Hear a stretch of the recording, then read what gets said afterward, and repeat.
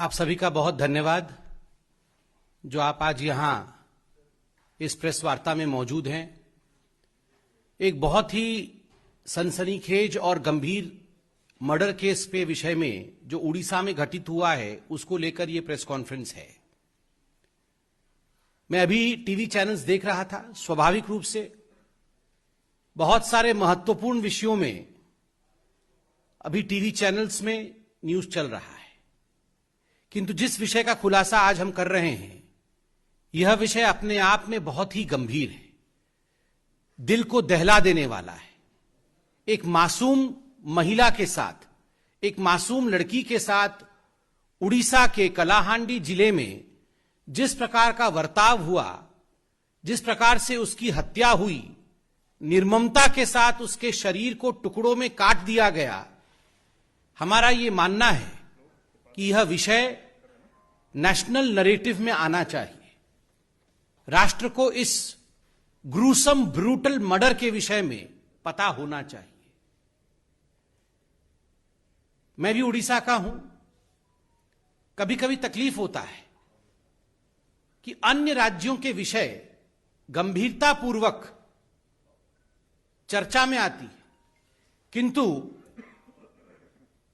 जब उड़ीसा का विषय और नारी अत्याचार का विषय जो उड़ीसा में हो रहा है वो विषय मुख्य मीडिया के धारा में नहीं आता तो मन द्रवित होता है, विचलित होता है। और इसीलिए आज भारतीय जनता पार्टी इस प्रेस कॉन्फ्रेंस के माध्यम से ममिता मेहर के लिए न्याय की गुहार करने वाली है।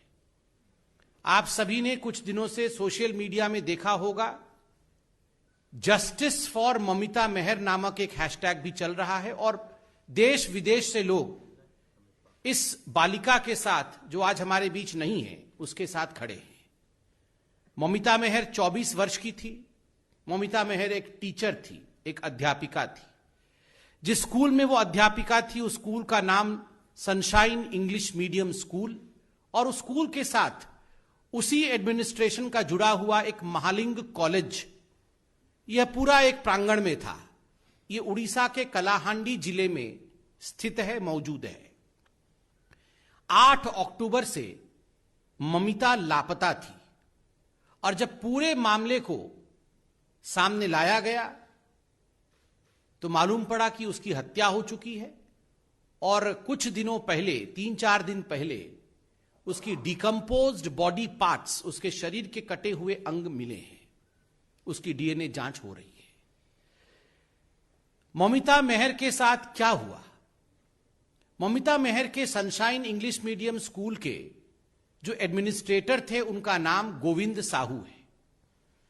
पूरा विषय सामने जब आया तो मालूम पड़ा कि गोविंद साहू इस स्कूल और इस कॉलेज के जो लेडीज हॉस्टल था, जिसकी वार्डन ममिता मेहर थी, कहीं ना कहीं उसमें एक सेक्स रैकेट चलाते थे और इस सेक्स रैकेट में कई मासूम महिलाओं का, मासूम लड़कियों का, जो स्कूल में छात्रा के रूप में मौजूद थी, और कुछ अध्यापिकाओं का वो इस्तेमाल करते थे। इस प्रकार से दोहन और शोषण महिलाओं का होता था इस स्कूल और इस कॉलेज के कंपाउंड में। सबसे दुखद विषय है कि अब जो विषय सामने आया है वो वाकई हम सबके रोंगटे खड़ा कर देता है। मंत्री हैं दिव्य शंकर मिश्रा, उड़ीसा के बीजेडी सरकार के मंत्री हैं, वो वहां के गृह मंत्री हैं और एनर्जी मिनिस्टर भी हैं। अब दिव्य शंकर मिश्रा होम मिनिस्टर हैं उड़ीसा के, और दुखद विषय है कि इस पूरे प्रकरण में अब उनका नाम भी सामने आ रहा है। समय समय पर इस कॉलेज में जाना, इस स्कूल में जाना, वहां रात्रि प्रवास करना, महिलाओं का शोषण करना, यह मंत्री के आचरण में था। इस प्रकार की बातें अब न केवल उड़ीसा के मीडिया अपितु राष्ट्र पटल में भी सामने आ रहा है, और जो लोग पूरे इस प्रकरण में इन्वॉल्व थे उनके द्वारा भी सच्चाई सामने रखी जा रही है। जब ममिता 8 अक्टूबर से अपने घर नहीं पहुंची, पूरे विषय को लेकर ममिता के घर वाले, अध्यापिका के घर वाले जब पास के पुलिस स्टेशन में पहुंचे बलांगीर में, तो जान के आश्चर्य होगा कि वहां के जो पुलिस निरीक्षक थे, वहां के जो पुलिस के कर्मचारी थे, उन्होंने एफआईआर तक दर्ज कराने से मना कर दिया। कहीं ना कहीं पुलिस जानती थी इसमें मंत्री जी के हाथ का विषय है, मंत्री जी के साख का विषय है, इसलिए let's not file an FIR because otherwise the governments name will be dragged and the concerned minister's name would be dragged. Even the police was in no, and that's why the police refused to file an FIR initially. जब दबाव विपक्षी पार्टियों का उड़ीसा में पड़ा तो police के पास और कोई रास्ता नहीं रहा, तब उनको एफआईआर दर्ज करना पड़ा। आश्चर्य का विषय देखिए, एफआईआर दर्ज होने के पश्चात गोविंद साहू को गिरफ्तार किया गया और जब पुलिस स्टेशन टिटलागढ़ में लाया गया तो कुछ मिनटों के प्रश्न उत्तर इंट्रोगेशन के पश्चात बिजली चली जाती है। अचानक बिजली चली जाती है क्योंकि एनर्जी मिनिस्टर है दिव्य शंकर जी। बिजली चली जाती है और गोविंद साहू अंधेरे में गायब हो जाता है। पुलिस स्टेशन के अंदर से, जहां चारों तरफ पुलिस तैनात है और 6-7 फीट का बाउंड्री वॉल है, उसको कूद के जाना भी आसान नहीं है। बिजली आने तक गोविंद साहू फरार। This is not possible without the complicity of the BJD government. अगर बीजेडी की सरकार और दिव्य शंकर मिश्रा जो कि होम मिनिस्टर है, एनर्जी मिनिस्टर है, ये बिजली का जाना और कल्प्रिट का गायब हो जाना, ये सब संभव नहीं होता यदि मंत्री इसमें खुद जुड़े नहीं होते। बाद में जब पूरा विषय आगे बढ़ा तो गोविंद साहू ने सरेंडर किया है और उसने माना कि अपनी चलती हुई कार में उसने हत्या की थी ममिता मेहर की, और हत्या करने के पश्चात कई घंटों तक बॉडी गाड़ी में ही रही। बाद में बॉडी के टुकड़े टुकड़े करके उसे जला करके उसे कॉलेज के प्रमाइसेस में ही दफना दिया गया था। अब बॉडी मिल गई। बंधुगण, यह काम एक व्यक्ति का नहीं हो सकता है। बॉडी को काटना, बॉडी को डिस्पोज करना, फिर उसको जलाना, फिर उसके रिमेन्स को दफनाना, यह एक गिरोह का काम हो सकता है, कई लोगों का भी काम हो सकता है। अभी तक गिरफ्तारी नहीं होना, मंत्री को बचा के रखना। और दिव्य शंकर मिश्रा जो मंत्री हैं वो इसी कॉलेज में भाषण में कह रहे हैं कि कई रात मैं इस कॉलेज में गुजार चुका हूं और जब मैं रातों को यहां रहता हूं तो मैं जवान हो जाता हूं। ये सारी चीजें फोन में मौजूद हैं। दुखद है जब इस प्रकार की, मुझे शब्दों का प्रयोग करने में भी बहुत तकलीफ हो रही है, इस प्रकार की शेमलेस बातें, शर्मनाक बातें फोन में मौजूद हैं, टीवी पर दिखाया जा रहा है, उसके बावजूद ये मंत्री बने हुए हैं। अगर this is the condition of the home minister of Odisha, what would be the condition of Odisha's government? Orissa की सरकार की हालत क्या होगी? वहां महिलाओं के ऊपर जो अत्याचार हो रहे हैं वो बंद कैसे होंगे? मैं मीडिया से सिर्फ इतना ही दरख्वास्त करूंगा, यह बहुत गंभीर विषय है। आज उड़ीसा की महिलाएं राष्ट्रीय मीडिया की तरफ देख रही हैं। आपने हर राज्य में जहां भी अत्याचार अन्याय होता है, आप उन विषयों को उठाते हैं, प्रतिपादित करते हैं, राष्ट्र स्तर में उस पर विवेचना होती है, गवेषणा होती है। आज उड़ीसा के इस विषय को राष्ट्र मीडिया उठाए और यह प्रश्न उड़ीसा की सरकार से अवश्य पूछे कि मंत्री संलिप्त हैं और मंत्री अभी तक बचे कैसे हुए हैं। माननीय राष्ट्रीय अध्यक्ष भारतीय जनता पार्टी के आदरणीय श्री जेपी नड्डा जी ने और भारतीय जनता पार्टी ने इस पूरे विषय का संज्ञान लिया है और एक 3 सदस्यीय टीम उड़ीसा भेज रही है। उस टीम के सदस्य हैं सांसद सुनीता दुग्गल जी, हमारी महिला मोर्चा की अध्यक्षा और विधायक आदरणीय वनिता जी और एमएलए रूपा मित्रा चौधरी जी। हमारी तीनों बहनें एक टीम के रूप में नड्डा जी के इस प्रस्ताव के पश्चात वो उड़ीसा जाएंगी और यथाशीघ्र इस पूरे विषय का संज्ञान लेके रिपोर्ट भी सबमिट करेंगी। आप इस विषय को गंभीरता से राष्ट्र पटल पर रखेंगे, यह आशा भारतीय जनता पार्टी करती है। बहुत बहुत धन्यवाद। कोई प्रश्न हो तो अवश्य पूछे।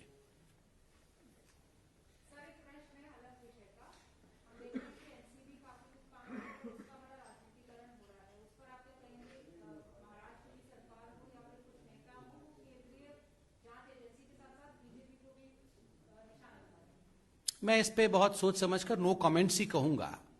पूरा विषय अभी कोर्ट में चल रहा है स्वाभाविक रूप से जो विषय कोर्ट में हो उस पर राजनीति नहीं होनी चाहिए। No comments from the side of Bharatiya Janata party. मेरा सवाल है कि दिल्ली में छठ मनाने को लेकर अभी केजरीवाल की परिस्थिति सामने आई है, बार-बार आती रहती है। अब अयोध्या सरयू घाट जा रहे हैं, मंदिर घूम रहे हैं, पूजा अर्चना कर रहे हैं, इस पर बीजेपी क्या करना चाहिए?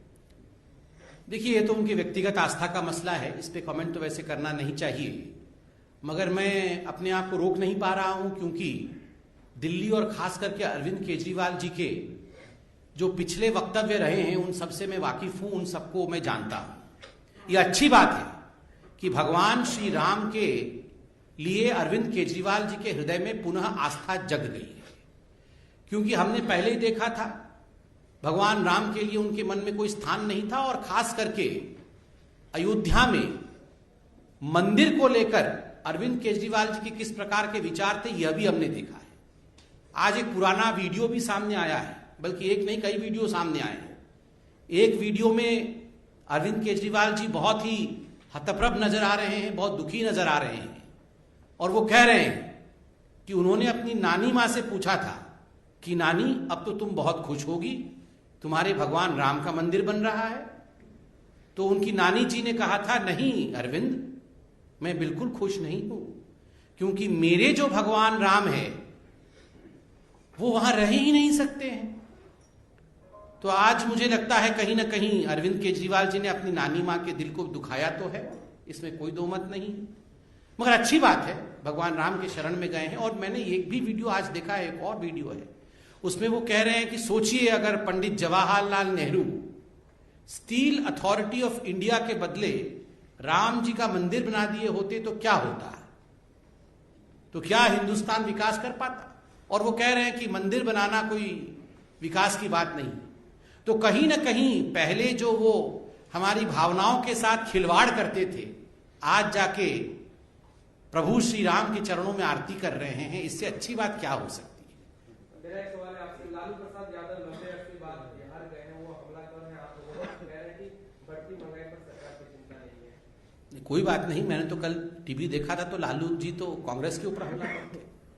वो तो बोल रहे थे कांग्रेस के साथ चुनाव नहीं लड़ना है, कांग्रेस सब कुछ खराब कर रही है। कांग्रेस का कहना है कि बिहार में बीजेपी का बी टीम है लालू प्रसाद यादव। ये कांग्रेस के पास और कुछ शब्द नहीं होता है तो उसके पास एक ही शब्द है, बी टीम।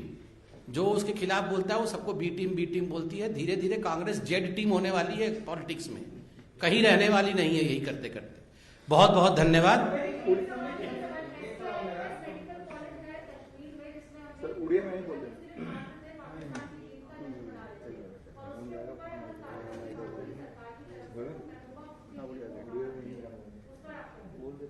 आप भी पूछ लीजिए एक साथ। एक सवाल है, सोनिया गांधी ने कहा कि हमें आरएसएस बीजेपी के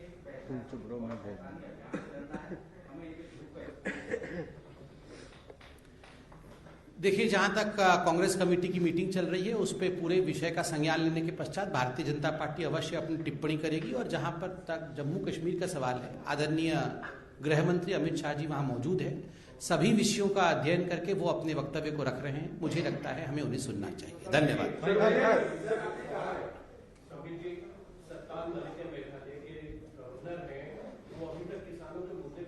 गवर्नर्स पे ये we can not comment on governors and राष्ट्रपति, हम नहीं कमेंट कर सकते।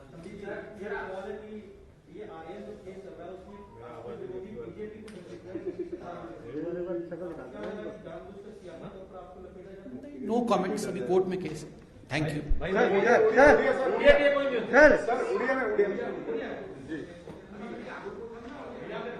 वो को ओडिया कौन भाई भाई पचारନ୍ତୁ। तीन जणिया जो टीम ओडिशा जिवे पूर्व बीजेपी अनेक थर स्ट्राइक करछि कि सर रिजल्ट किछि मिलिनी, अनेक थर आपण अनेक केस रे राजरास्ता बोलै जंदी से पीओ केस हो परी केस हो, वर्तमान पुणी थर आपण राजरास्ता बोलछन कोन माने आपण भाबुछन रिजल्ट। देखंतु ममिता मेहर रो हत्याकांड जहां ओडिशा रे घटित होईची ताहा गोटे बहुत ही हृदय विदारक केस। समस्त भारतवर्ष झंकृत होगी रही जाइए, समस्त भारतवर्ष आश्चर्यचकित होगी ए पूरा विषय को देखुची।